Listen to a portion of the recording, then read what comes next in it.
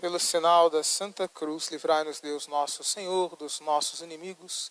Em nome do Pai, do Filho e do Espírito Santo. Podeis vos sentar.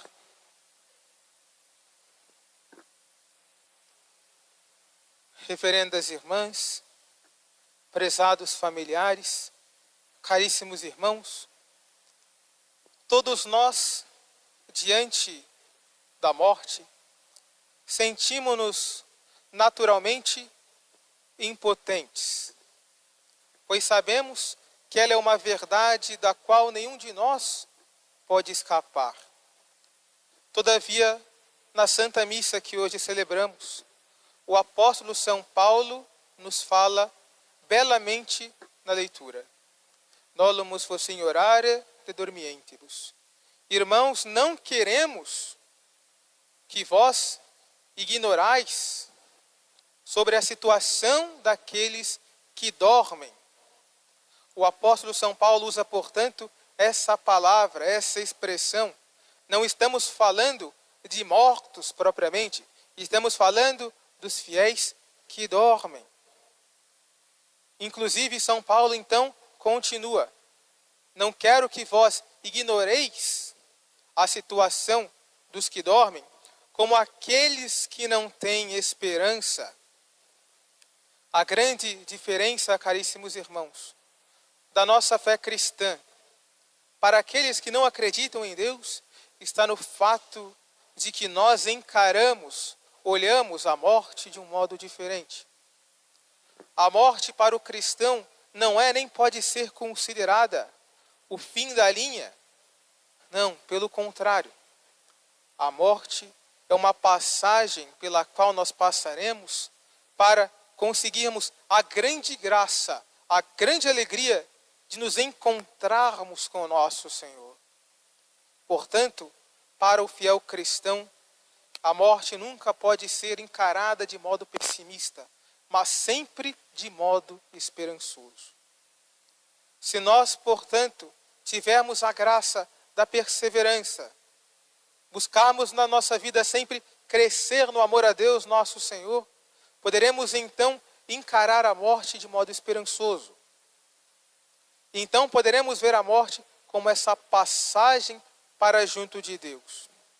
De modo que para o bom cristão, a morte pode ser até de certo modo esperada e esperada com uma certa alegria. Nós não fomos criados para essa vida terrena.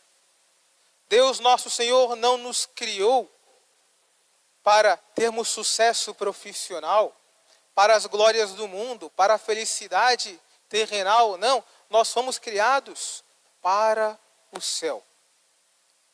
Nesta vida nós estamos como que de passagem, esperando que um dia possa se realizar em nós a salvação das nossas almas.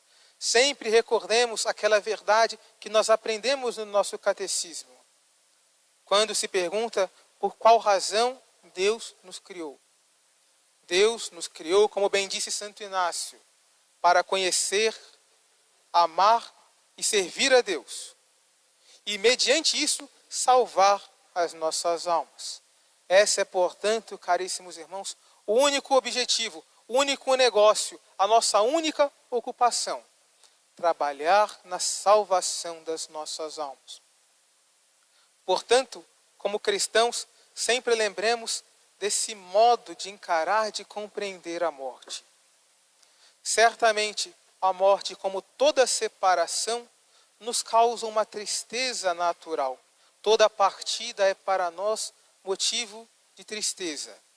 Entristece o nosso coração. Mas nós, confortados pela fé, sabemos que um dia poderemos reencontrar os nossos entes queridos, se tivermos a graça também de nós salvarmos as nossas almas. Por isso, olhemos com esperança para a morte.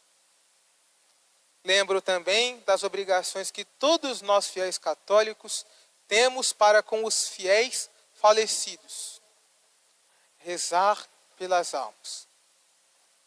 As almas que já foram para junto de Deus pedem ainda se elas estão ainda se purificando dos seus pecados, como é natural, pedem da nossa parte que nós rezemos por elas, que façamos obras de penitência, atos de piedade, orações, ofereçamos santas missas pelo sufrágio de suas almas, pois nós, com as nossas orações, boas ações, boas obras, podemos assim sufragar as almas. E elas então, pelas nossas orações, serão aliviadas do peso de suas faltas e poderão com mais rapidez encontrar a Deus nosso Senhor. Portanto, rezemos pelas almas dos nossos entes queridos, rezemos pelas almas daqueles que adormeceram no Senhor. E ainda assim, sempre recordemos que Deus nosso Senhor também anseia pelo momento que nos encontrará. Um dia todos nós seremos chamados por Deus. Portanto, sempre lembremos de viver como se fosse o nosso último dia.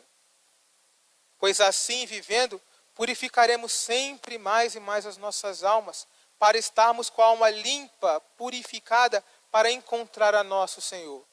Peçamos então hoje, caríssimos irmãos, estas duas graças, do sufrágio das almas dos nossos falecidos, e também a graça para nós de um dia conseguirmos a graça da perseverança final, para que através de uma vida de fé, de piedade, possamos alcançar também nós o prêmio dos justos.